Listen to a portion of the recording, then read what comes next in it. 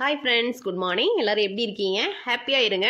இன்றைக்கி முட்டையை வச்சு முட்டை 65 செய்ய போகிறோம். எப்பயும் ஒரே மாதிரி செய்யாமல் இந்த மாதிரி காரசாரமாக வாய்க்கு ருசியாக செஞ்சு கொடுத்து பாருங்கள். ஃபேமிலியில் இருக்கிற அத்தனை பேர் அடிக்ட் ஆயிடுவாங்க. வாங்க எப்படி செய்யலான்னு பார்க்கலாம். அதுக்கு ஃபஸ்ட்டு இன்றைக்கி நான் 10 முட்டை எடுத்திருக்கேன். நல்லா சுத்தமாக தண்ணியில் வாஷ் பண்ணி எடுத்துக்குங்க. அதுக்கப்புறம் முட்டை முழுகிற அளவுக்கு தண்ணி ஊற்றிக்கிங்க. கொஞ்சமாக தூளுப்பு சேர்த்து வேக விடுங்க. ஒரு 7 நிமிஷம் வெந்தால் போதும். 7 நிமிஷம் முட்டை வெந்ததுக்கப்புறம் ஒரு 10 நிமிஷம் அதே தண்ணியில் ஆற விடுங்க. இந்த மாதிரி 10 நிமிஷம் ஆற விட்டதுக்கப்புறம் தோல் உரிச்சா முட்டையில் இருக்கிற தோல் ரொம்ப சுலபமாக வருங்க. தோல் உரிக்க ரொம்ப ரொம்ப ஈஸியாக இருக்குது.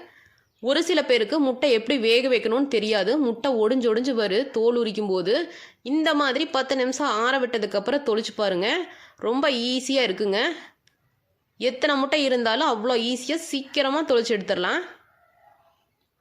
நீங்களே பாருங்கள் எவ்வளோ ஈஸியாக வருதுன்னு.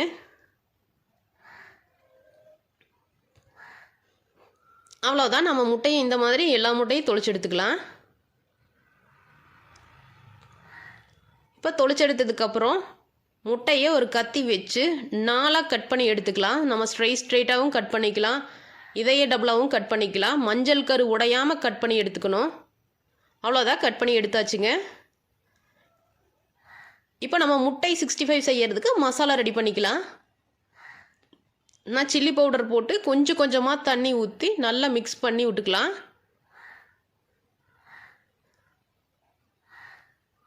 நல்லா ஒரு பஜ்ஜி மாவு பதத்துக்கு பிசைஞ்சு எடுத்துக்கணுங்க. இந்த மாதிரி கொஞ்சம் கெட்டியாக இருக்கணும்.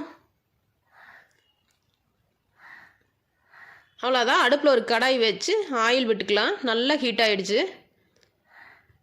இப்போ ஒவ்வொரு முட்டையை எடுத்து போட்டு நம்ம முட்டை 65 ரெடி பண்ணிக்கலாம். பாருங்கள், முட்டையில் எல்லாம் அப்ளை பண்ணுற மாதிரி எடுத்து ஆயிலில் போட்டு ஒன்று ஒன்றா போட்டு பொரிச்சு எடுத்துக்கலாம்.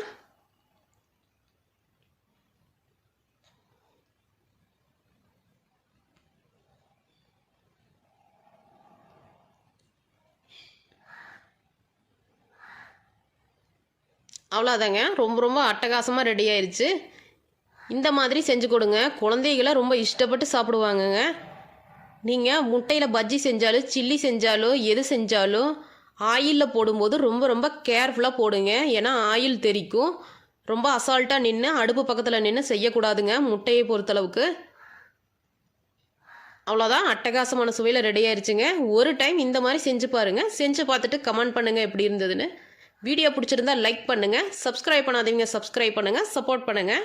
நெக்ஸ்ட் வீடியோவில் பார்க்கலாம். பாய், டாடா.